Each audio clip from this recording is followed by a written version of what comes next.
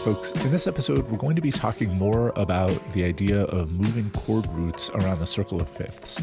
In the previous episode, we talked about going counterclockwise around the circle, which, according to the conventions of Western tonal music, is the correct way to move your chord roots around the circle. In this episode, we're going to be talking about moving your chord roots the wrong way, clockwise. And we're going to come back to this idea of which way is the right way and which way is the wrong way in a bit. But first, I want to refresh your memory as to what the circle of fifths is, and then talk about some examples of moving around it clockwise. First, let's go around the circle of fifths counterclockwise the way that you are supposed to, according to Western tonal theory. We've got C, F, B flat, E flat, A flat, D flat, G flat, which is also F sharp, B, E, A, D, G, and C. Now, I did say in a previous episode that there is no such thing as the circle of fifths, and that fact is reflected in this awkward jump from the flat side to the sharp side that we have to do, where we pretend the G flat and F sharp are the same note so that the circle closes. In reality, the circle is an infinite spiral. We're going to bracket that for now. That was the correct way to go around the circle. Now we're going to go around the circle backwards, the wrong way.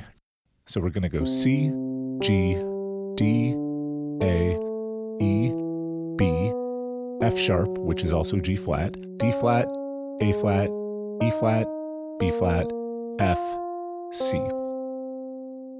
When you move your chord roots clockwise around the circle of fifths, you get what's called a plagal cadence. So let's say we're in the key of C. We're going to go one step back around the circle to F, and we're going to resolve from F to C. So that's called a plagal cadence, or a 4-to-1 resolution, also nicknamed the Amen cadence, because you can just hear a church choir going, Amen. Yeah. The plagal cadence is extremely common. It's kind of the harmonic backbone of rock and related pop styles. David Temperley did a statistical analysis of the Rolling Stone top 500 songs of all time, in which he showed that in that corpus, 4-to-1 is a more common root movement than 5-to-1. And that's significant because in the Western classical tradition, 5 is by far the most common chord to precede 1. And this 5-to-1 resolution is like the foundation of all of Western tonal music. And so what David Temperley demonstrated is that in rock, at least as represented by the Rolling Stone corpus, 4-to-1 is actually kind of more important, or at least more common. The plagal cadence is just moving around the circle of fifths one step, but you can move by more than one step. If we're in the key of C, we can start on B flat, that's 2 steps away on the circle, and go B flat to F to C. If you listen to rock or any related pop style, you have heard this chord progression many, many, many, many times. There's a couple of different ways that you could think about it. You could think about B flat as the flat 7 chord in C, and then F as the 4 chord, so that implies C mixolydian mode. Or you could think of B flat as the 4 chord in the key of F, and then F as the 4 chord in the key of C. So you could think of it as 4 of 4 to 4 to 1. Either way, whatever makes more sense to you. The Beatles love the double plagal cadence. They use it in, I don't know how many of their songs. I can't even count. It would probably be easier to list the songs that don't use it. But just for a couple of my favorite examples, here's She Said, She Said from Revolver. She said, I know what it's like to be dead. I know what it is to be sad. And she's making me feel like I've never been born.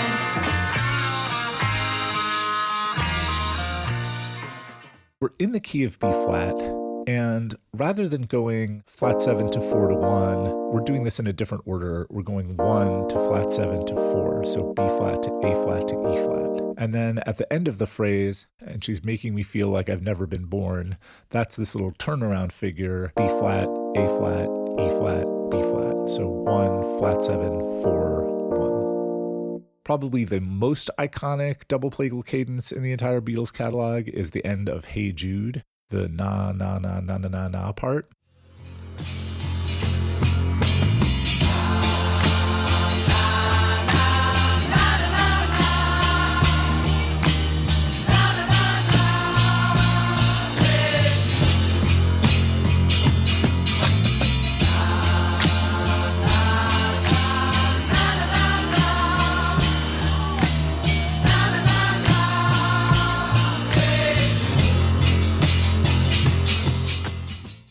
So that's an endless loop of F, E flat, B flat, F.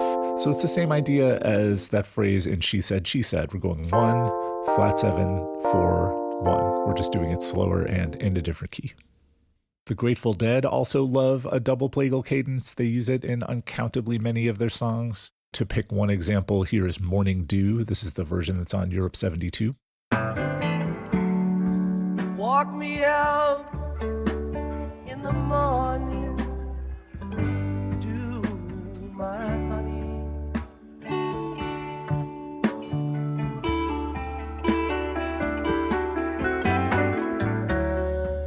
Walk me out in the morning, do today.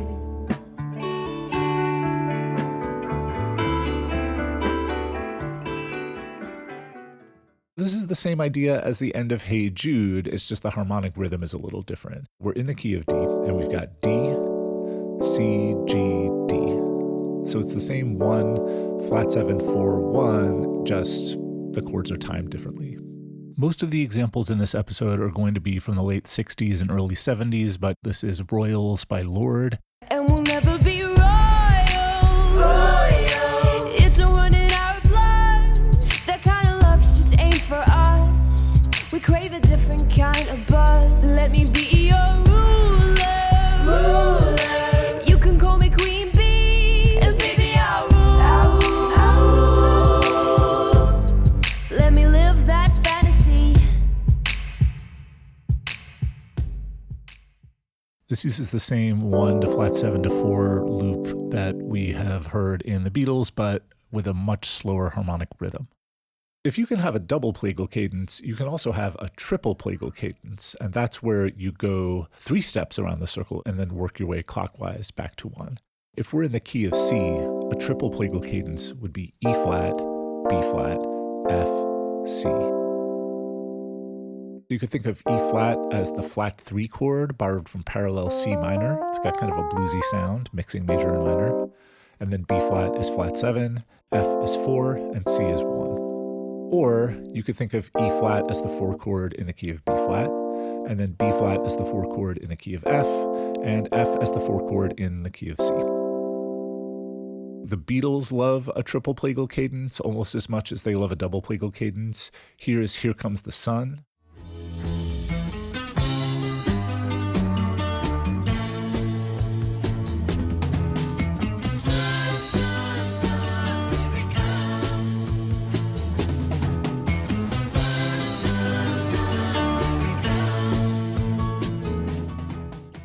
We're in the key of A, and in that bridge part, sun, sun, sun, here it comes, we're going to go C, G, D, A. So C is flat 3, G is flat 7, D is 4, A is 1. And it's got that lovely mixture of minor and mixolydian that is a very characteristic rock sound. Here's Jumpin' Jack Flash by the Rolling Stones. But it's alright.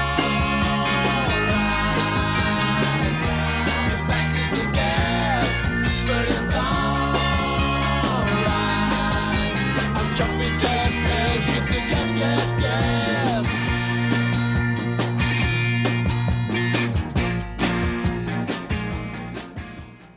We're in the key of B flat, and we're going to start on D flat, and then go D flat, A flat, E flat 7, B flat. Melanie Safka has got an interesting twist on the triple plagal cadence in her song People in the Front Row. These chords that I'm using are usually sad. I had to use them, they're the best chords that I have. Ha ha ha ha.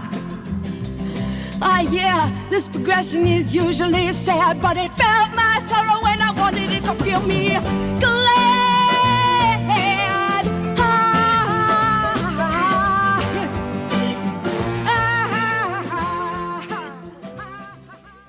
We're in the key of G, and we're going to go B flat, F, C, G, but the placement of these chords in the meter is different than in the other examples we've heard. So we're going to start on G on the 1 chord, then jump to B flat, then F, then C, and then land back on G at the beginning of the next phrase. From the soundtrack to Katamari Damacy, one of my favorite video games of all time, here's Lonely Rolling Star. 日だまりさんさん心は晴れ模様二つの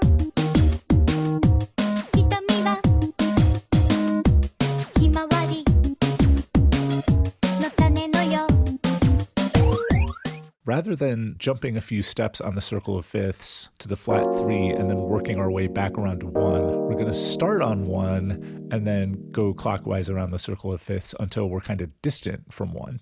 So we're starting on E flat, and then we're going to go A flat major 7, the 4 chord, then D flat 7, the flat 7 chord, what jazz musicians call the backdoor dominant, and then to G flat major 7, which is the flat 3 chord.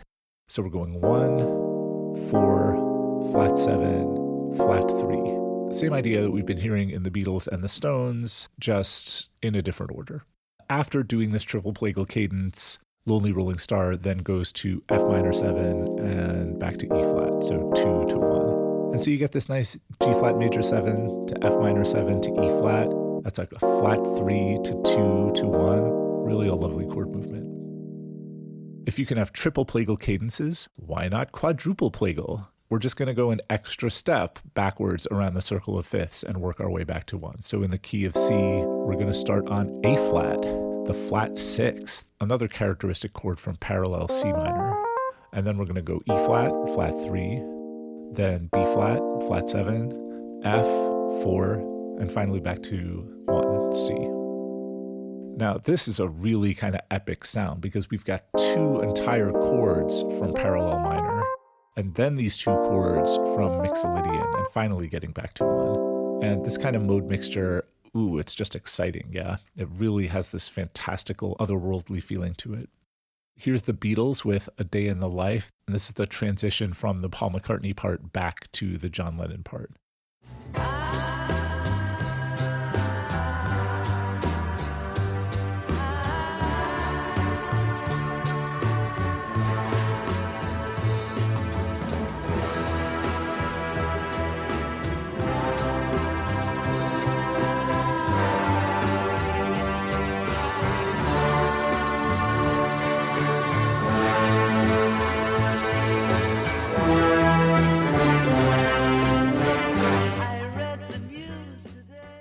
We're in the key of E, that's our destination, and we're starting on C. So we're going to go C, G, D, A, E.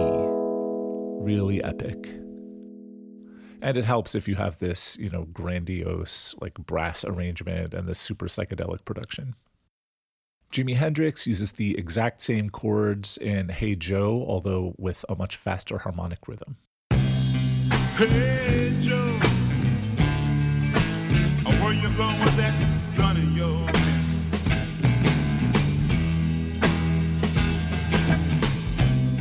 Hey Joe, I said, where you going with that gun in your hand? So we're going C, G, D, A, E. And this song is pretty misogynistic and kind of a bummer in that way, but great chord progression at least. Al Green has got a great quadruple plagal cadence in Take Me to the River.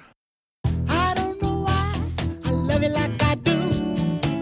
After all the changes that you put me through, used all my money and my cigarettes, and I haven't seen how to have you yet. I wanna know, won't you tell me? I love to stay. Take me to the river. We're in the key of E, and we're going to start in the verse, which is just this loop of E7, D, and A. So that's a double plagal cadence in E. But then when we get to the pre-chorus, we're going to jump to C and then do that same progression that the Beatles and Jimi Hendrix used. We're going to go C, G, D, A7, E7. So that A7 and E7 give this a bluesier quality. Another iconic quadruple plagal cadence is the chorus to The Time Warp from the Rocky Horror Picture Show.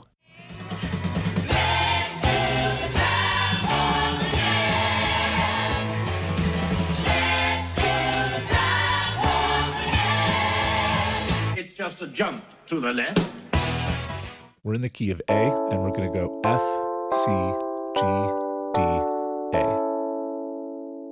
My final example of the quadruple plagal cadence is a deeper cut. That's a tune that is pretty new to me. It's Gone Away by Roberta Flack.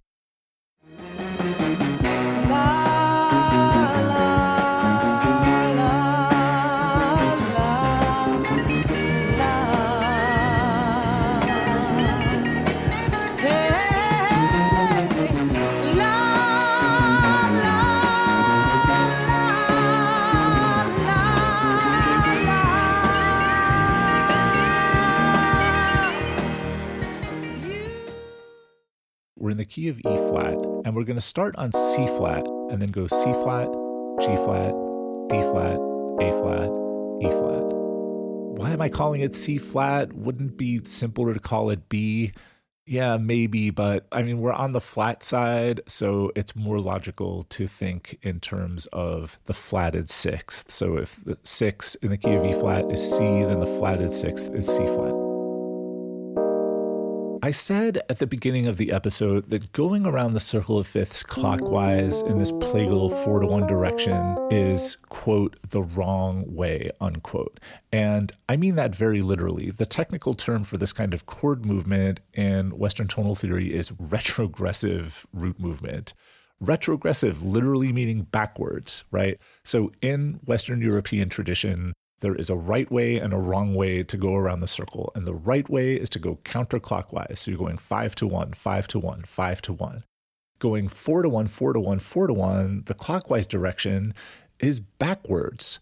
Now you may be listening to this and thinking, okay, but you just gave all these examples of iconic, amazing, beloved pieces of music, all of which sound excellent. So how can it possibly be that all these amazing rock classics are wrong, are backwards? And this is a thing that is deeply infuriating about traditional music theory pedagogy, at least in the US, where everything is based on the traditions of Western Europe from the 18th and 19th centuries.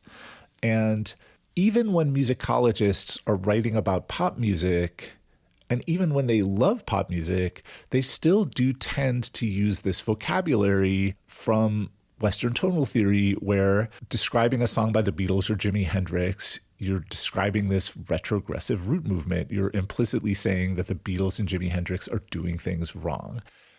And I don't like that. I mean, I love the Western tonal tradition, Western classical canon. That music is very beautiful, but it's not like it's the only music in the world. It's not like it's the best music in history or the most important music in history. Although there certainly have been people in the academy and in the culture at large who in the past were not shy about saying that, yes, the Western classical canon is the best music that's ever been made. It's certainly the most important music. It's the basis for all of the music in our culture, or at least all of the legitimate music. Now, it is getting to be less common to express that opinion in the academy and in general. There are some conservative holdouts who will continue to say that, but at least in the places where I work and the people who I meet, the convention now is to say, okay, the Western classical canon is very beautiful and very important, but it is one style among many. And rather than judge all of the world's music by the standards of this tradition, we should treat this tradition as a beautiful and important one, but not the beautiful and the important one. However, we have got some work to do on the decolonizing and dehegemonizing of our language if we're going to continue to describe a song by the Beatles as using retrogressive chord movement. We're continuing to implicitly say that the Beatles are doing music wrong. And I would really prefer that we stop doing that. I would prefer that we use neutral descriptive language. So to say in Mozart, you tend to move your chord roots around the circle of fifths counterclockwise. In the Beatles, you sometimes do that, but you also very often move the chord roots around clockwise. I think that is both a more accurate description of what's going on and a description that sheds kind of the remaining baggage of this colonialist, imperialist past of music theory pedagogy that moves us forward into a world where we can just appreciate all of the different ways in which music has been found to sound good. That would be my wish. Thank you very much for listening.